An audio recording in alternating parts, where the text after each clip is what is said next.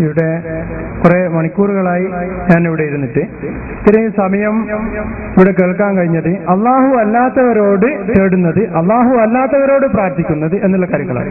എന്നാൽ അള്ളാഹുവിനോട് പ്രാർത്ഥിക്കുന്ന കാര്യങ്ങളെ കുറിച്ച് ഒരു ചർച്ച ഇവിടെ കേട്ടില്ല. വളരെ ഖേദകരമാണ്. അതുകൊണ്ട് എനിക്ക് ചോദിക്കുവാനുള്ളത്, അള്ളാഹു അല്ലാത്തവരോടുള്ള ഈ തേട്ടം അത് നിർബന്ധമാണോ ഒരു സുന്നിക്ക്? അതല്ല. അത് സുന്നത്താണോ? അതല്ല. അത് ജായിസാണോ? എന്താ അതിന്റെ വിധി? അതൊന്ന് അറിഞ്ഞിട്ട് എനിക്ക് ബഹുമാനപ്പെട്ട എളമരം ഉസ്താദ് പറഞ്ഞതുപോലെ ഇത്തിഹാസ സംബന്ധമായിട്ട് അല്ലാത്ത ചോദ്യങ്ങളായിരുന്നു ചോദിക്കാനുള്ളത്. പക്ഷെ ഇവിടെ കേട്ടതിന്റെ അടിസ്ഥാനത്തിൽ ഈ ഒരു ചോദ്യം ഞാൻ, മണിക്കൂറുകളായി നിങ്ങൾ ഇവിടെ വന്നിട്ട് അള്ളാഹു അല്ലാത്തവരോടുള്ള പ്രാർത്ഥനയെ കുറിച്ചാണ് ഇവിടെ ഇതുവരെയും പറഞ്ഞത്.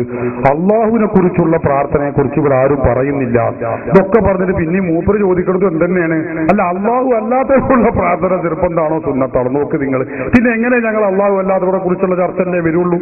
ചോദ്യത്തിനനുസരിച്ചല്ലേ മറുപടി പറയാ. നിങ്ങൾ ചോദിച്ചതിലുള്ള അബദ്ധം മനസ്സിലാക്കി തരാണ്. ഇവിടെ ഞാൻ ഒരുപാട് സമയമായി വന്നിട്ട് അള്ളാഹു അല്ലാത്തവരെ കുറിച്ചുള്ള ചോദ്യവും അതിന്റെ പ്രാർത്ഥനയെ കുറിച്ചാണ് നിങ്ങൾ ഇവരും പറഞ്ഞത്. ശരി, അള്ളാഹുവിനോട് ചോദിക്കുന്നതിനെ കുറിച്ച് വരും പറഞ്ഞില്ല. അള്ളാഹിനെ പറ്റിയായിരിക്കും മൂപ്പർ ചർച്ച എന്ന് കാത്തിരുന്ന് നോക്കുമ്പോ പിന്നെ മൂപ്പർക്കും പറയാനുള്ളത് തന്നെ. അല്ല, അള്ളാഹു അല്ലാത്തവരോട് ചോദിക്കുന്നതിന് അതിപ്പോ നിർബന്ധമാണോ സുന്നത്താണോ? നോക്ക് നിങ്ങൾ. ഇങ്ങനെ തന്നെ ചോദ്യത്തിനനുസരിച്ചാണ് ഞങ്ങൾ മറുപടി. അല്ലാതെ ഞങ്ങൾ പഠിച്ചത് പാടുക എന്നുള്ളത് മുജാഹിദ് ചെയ്യുന്ന പോലെ ഞങ്ങൾ ചെയ്യാറില്ല. ചോദ്യം എന്ത് വരുന്നു അതിന് മറുപടി പറയും. അപ്പൊ ചോദിച്ചുകൊണ്ട് വീണ്ടും പറയുന്നു, ഇനി ഞങ്ങളെ ചർച്ച എന്താണ്? അള്ളാഹു അല്ലാത്തവരെ കുറിച്ചുള്ള പ്രാർത്ഥനയെ കുറിച്ചാ ചോദ്യത്തെ സഹായം ചോദിക്കാതെ ചോദിച്ചാണ് ഇവിടെ പറയാൻ പോകുന്നത്. നിങ്ങൾ ശങ്കിച്ചിട്ട് കാര്യമില്ല. അല്ലെങ്കിൽ പിന്നെ ഞാൻ നേരത്തെ പറഞ്ഞ മാതിരി ഇങ്ങനെ പോകണം, ചോദ്യവും ഉത്തരവും വേറെ വഴിക്ക് പോകണം. അത് പറ്റൂലല്ലോ. അപ്പൊ അതുകൊണ്ട് വീണ്ടും തന്നെ പറയുന്നു, അള്ളാഹു അല്ലാത്തവരോട് പ്രാർത്ഥിക്കൽ എന്നാണ് നിങ്ങൾ പറഞ്ഞത്.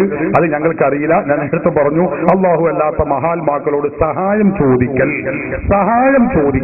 അത് നിർബന്ധമാണോ സുന്നത്താണോ അനുവദനീയമാണോ എന്നാണ് അദ്ദേഹം ചോദിക്കുന്നത്. വ്യത്യസ്ത ഘട്ടത്തിൽ വ്യത്യസ്ത രൂപത്തിൽ വരും. അതാണ് അതിന്റെ മസല. എല്ലാ സന്ദർഭത്തിലും ഒരുപോലെയാവൂല. ചില ഘട്ടത്തിൽ അത് നിർബന്ധമാകും, ചില ഘട്ടത്തിൽ അത് സുന്നത്താകും. ഇങ്ങനെയാണ് അതിന്റെ മസല. പക്ഷെ എങ്ങനെയായാലും ഇത് ചെയ്യുന്നവൻ ഇസ്ലാമിൽ നിന്ന് പുറത്തു പോയവനാണ്, മുശ്രിക്കാണ്, കാഫിറാണ്, അബൂജഹലിനേക്കാൾ കടുത്ത മുശ്രിക്കാണ് എന്ന വാദമാണ് നമ്മുടെ മുമ്പിലുള്ള ക്രമപ്രശ്നം. അത് ചെയ്യുന്നത് നിർബന്ധോ സുന്നത്തോ വാജിബോ അതല്ല നമ്മുടെ ചർച്ച. ഇങ്ങനെ ഒരാൾ ചെയ്തു പോയാൽ അവൻ ഇസ്ലാമിൽ നിന്ന് പുറത്തു പോകുമോ, മുശ്രിക്കാകുമോ, കാഫിറാകുമോ? ഇതാ ചർച്ച. ഞാൻ എന്റെ ഒരു ചർച്ചയാണ് ഉസ്താദിനോട് ചോദിച്ചത്. അതായത് എനിക്കറിയേണ്ടത്, ഞാൻ ഇസ്തിഹാസ ചെയ്യാതെ മരിച്ചു പോയാൽ ഞാൻ അള്ളാഹുവിന്റെ കുറ്റക്കാരനാണോ? അതല്ല, ഞാൻ ചെയ്ത വകലേക്ക് പ്രതിഫലാണോ? അതുകൊണ്ട് അതെന്താണ് അതിന്റെ മസല? അതാണ് ഉസ്താദ് പറഞ്ഞത്. അതെ, അതിന് മറുപടിയാണ് ഞാൻ പറഞ്ഞത്. ഇസ്തിഹാസ പല രൂപത്തിലുമുണ്ട്. നിസ്കാരത്തിൽ ചില ഇസ്തിഹാസകളുണ്ട്, അത് നിർബന്ധമാണ്.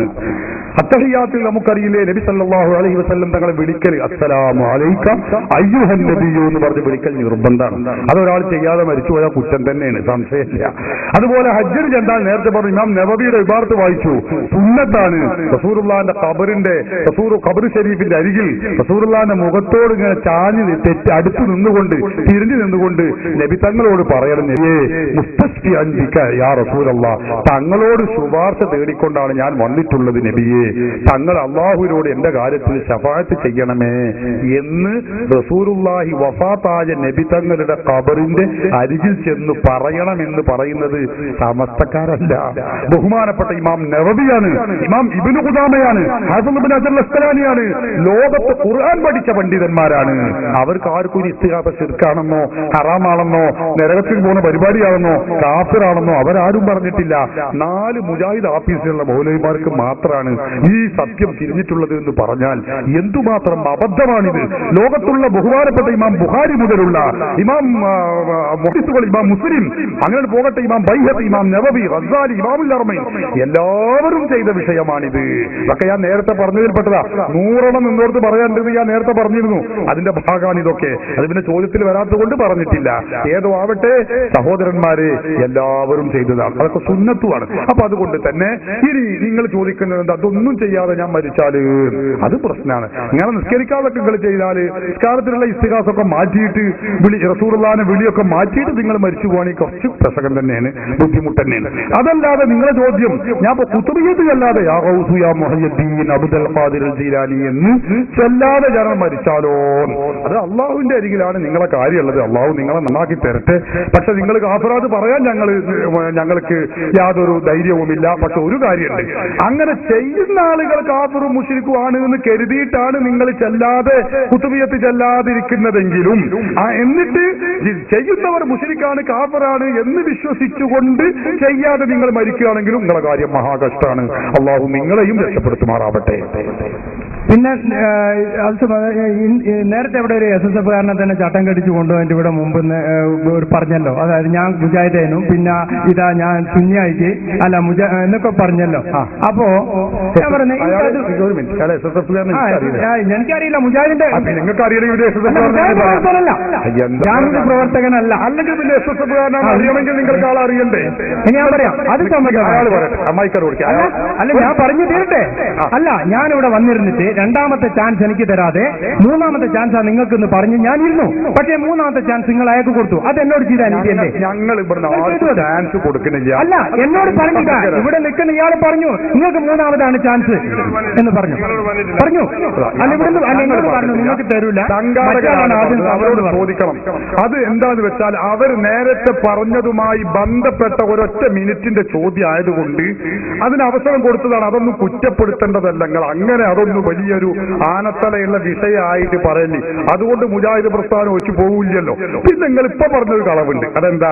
അയാൾ SSF കാരനാണ് നിങ്ങൾ പറഞ്ഞു. എന്നിട്ട് അയാൾ SSF കാരനാണെന്ന് വെച്ചപ്പോൾ അത് എനിക്ക് അറിയില്ല നിങ്ങൾ പറഞ്ഞു. പണ്ട് മറ്റേ ഹുസൈൻ സലഫി പറഞ്ഞ മാതിരിയാണ്, എനിക്ക് അറിയില്ലാതെ ആദ്യം പറയും പിന്നെ എങ്ങനെയും പറയും. അപ്പൊ അതുകൊണ്ട് അയാൾ നിങ്ങൾ SSF കാരൻ എനിക്ക് അറിയില്ല, നിങ്ങൾ ചട്ടം കെട്ടിച്ചതാണോ അതുകൂടെ തന്നെ ആൾ അതായത് ഇവരോട് സമ്മതം വാങ്ങിയിട്ടാണ് ചെയ്തത്. അപ്പൊ അത് കഴിഞ്ഞു. അത് നിങ്ങൾ പറഞ്ഞ കളവാണ്. അപ്പൊ നിങ്ങൾ കളവ് പറഞ്ഞിട്ട് മുഖത്ത് നോക്കി എന്താണ് നിങ്ങൾ SSF കാരൻ നമുക്ക് അറിയില്ല. ഞാൻ പെരിന്തൽമണ്ണ താലൂക്കിലല്ല. പിന്നെ ഉസ്താദ് അബ്ദുറഹിമാൻ പറയുന്നത് ഞാനും അബ്ദുറഹിമാനും ഒരു നാട്ടുകാരനാണ്, ഒരു മഹലിലുള്ള ആളാണ്. പിന്നെ എന്റെ ബംഗളൊക്കെ താമസിക്കുന്നത് അവന്റെ വീട്ടിന്റെ അപ്പുറമായിട്ട് ഉമ്മാന്റെ ജലസത്തി എല്ലാവരും ഉണ്ട്, ബന്ധമുണ്ട്, അറിയുകയും ചെയ്യാം. ഒരുപാട് യോഗങ്ങൾക്ക് മുജാഹിദിന്റെ ഒരുപാട് യോഗങ്ങൾക്കും കൺവെൻഷനും പലതിനും എന്നെ ക്ഷണിക്കുകയെ പിന്നെ കത്ത് തരുവേ. ഞാൻ 1-2 പരിപാടിയിൽ ഞാൻ പങ്കെടുക്കുകയും ചെയ്തിട്ട് പിന്നെ അബ്ദുറഹിമാൻ തന്ന കേസറ്റ് തന്നെ രോഗവും പിന്നെ അതോടനുബന്ധിച്ച് മന്ത്രി അനുവദനീയമായ ചികിത്സ CD കേസറ്റ്, അതേപോലെ തന്നെ ഹുസൈൻ സൽഫിന്റെ കേസറ്റൊക്കെ എന്തുണ്ട് എന്റെ കൈവശമുണ്ട്. അത് ഞാനൊരു മുജാഹിദിന്റെ പ്രവർത്തകനെ അങ്ങനെ കല്യാണ വീട്ടുകളിൽ നിന്നും പിന്നെ അതേപോലെ ഞാൻ ക്ലാസ് എടുക്കാനൊന്നും പോയിട്ടില്ല. കാരണം അതിന് മാത്രം വിവരങ്ങളൊന്നും എനിക്കില്ലാത്തത് കൊണ്ട്. മെമ്പർഷിപ്പ് ഉണ്ടോ? ഇല്ല. കഴിഞ്ഞില്ല, വിഷയം തീർന്നു.